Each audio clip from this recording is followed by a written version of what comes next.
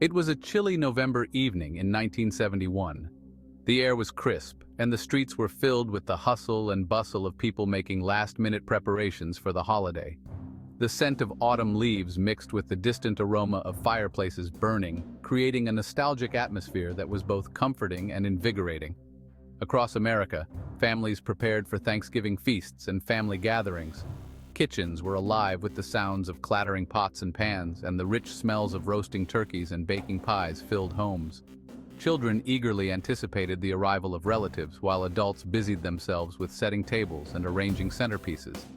It was a time of joy, gratitude, and togetherness. But on a Northwest Airlines flight from Portland to Seattle, a very different kind of story was about to unfold. The airport was a hive of activity, with travelers rushing to catch flights, some eager to reunite with loved ones, others simply trying to get to their destinations before the holiday rush. Among the sea of faces, one man stood out, though no one knew it yet. This was no ordinary flight. This was the beginning of the D.B. Cooper saga, a mystery that would baffle investigators for decades to come. The events that were about to transpire would become the stuff of legend, captivating the public's imagination and spawning countless theories and investigations. The plane, a Boeing 727, was far from full. It was a relatively quiet flight with only 36 passengers on board. The cabin was spacious and the atmosphere was calm, a stark contrast to the chaos that would soon ensue. Among the passengers was a man who called himself Dan Cooper. He was dressed in a dark suit, white shirt, and black tie, carrying a briefcase. He appeared to be just another businessman, blending in seamlessly with the other travelers. He boarded in Portland, took his seat in the back, and ordered a bourbon and soda. He was polite and unassuming, giving no indication of the extraordinary plan he had in mind. To the flight attendants, he was just another passenger, albeit one with a taste for strong drinks. He seemed unremarkable, just another businessman on a short flight. He blended in perfectly, his demeanor calm and collected. He read a magazine, sipped his drink, and occasionally glanced out the window, just like any other traveler. Little did anyone know that this unassuming man was about to commit a crime that would grip the nation's imagination. His calm exterior belied the audacious plan he was about to set in motion, a plan that would leave an indelible mark on aviation history. The flight crew had no reason to suspect anything unusual. They were experienced professionals, accustomed to the routine of pre-flight checks and passenger interactions. To them, this was just another flight, another day at work. They went about their pre-flight checks, unaware of the meticulously planned drama about to unfold. The flight attendants ensured that the cabin was secure, the passengers were comfortable, and everything was in order for takeoff. The passengers settled in, some reading, some chatting, others simply gazing out the window at the darkening skies. The atmosphere was relaxed, with an air of anticipation for the holiday ahead. Conversations were light, filled with talk of Thanksgiving plans and family reunions. The plane taxied to the runway and took off into the twilight, its unsuspecting passengers and crew unaware they were on a collision course with history. As the aircraft ascended into the evening sky, the city lights below began to twinkle, and the vast expanse of the Pacific Northwest stretched out beneath them. It was a serene and beautiful sight, a stark contrast to the tension that would soon grip the flight. Witnesses later described Cooper as a man in his mid-40s, dressed conservatively in a suit and tie. His appearance was unassuming, the kind of man you might pass on the street without a second glance. Yet there was something about him that would soon capture the world's attention. He wore sunglasses, a neatly pressed white shirt, and a black raincoat.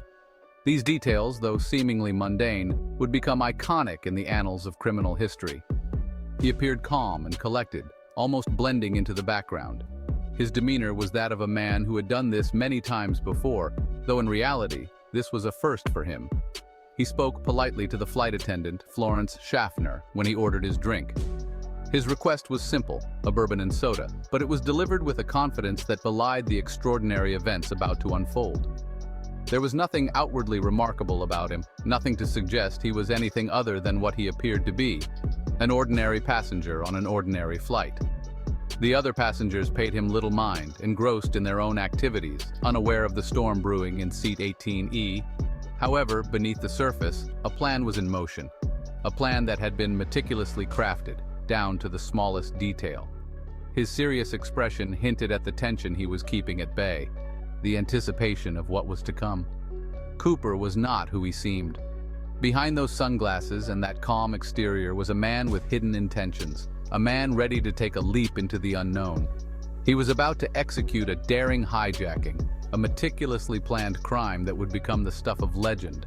The vintage airplane interior would soon be the stage for an audacious act that would baffle authorities for decades.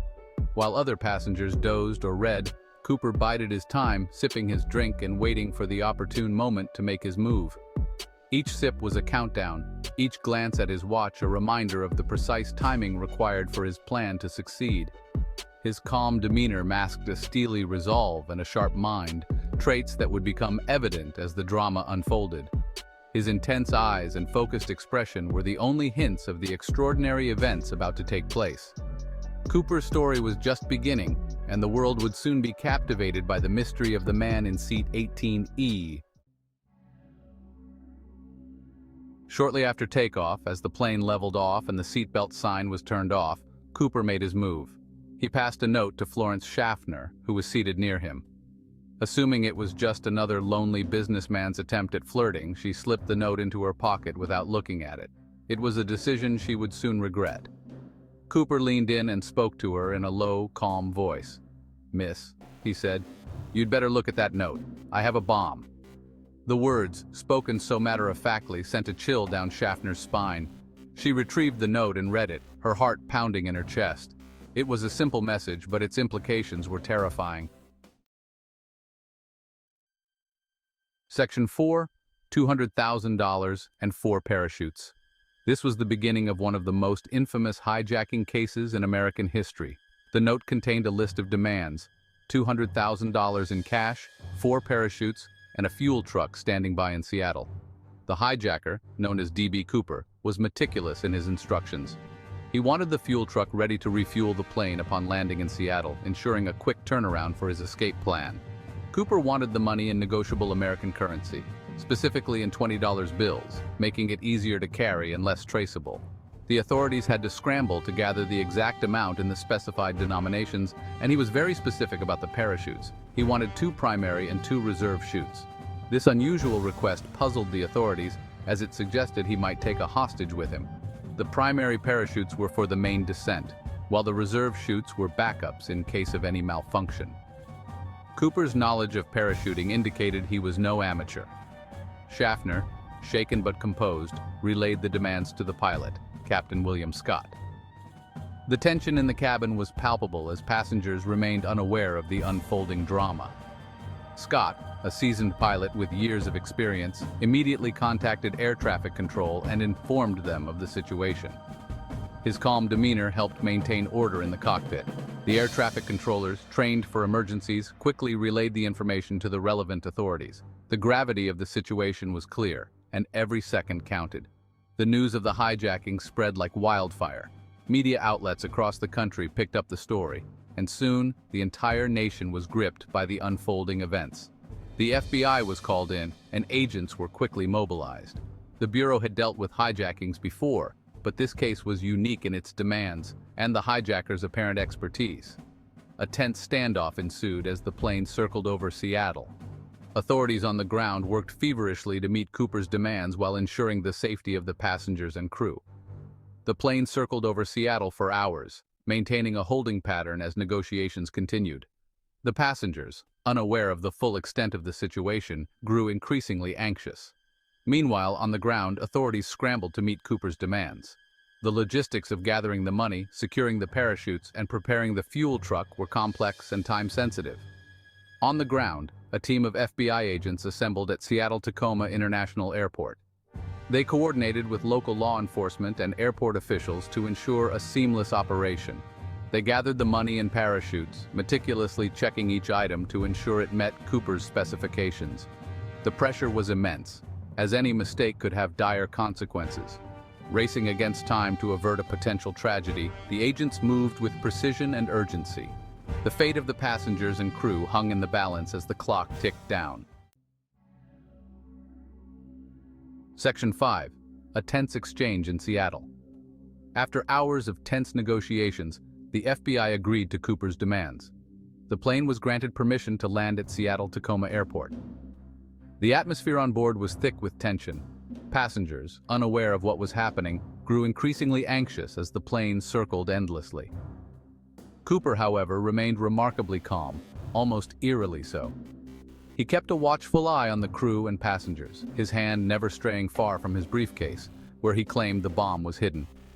The plane landed and taxied to a remote section of the airport. Floodlights illuminated the tarmac, casting long, eerie shadows.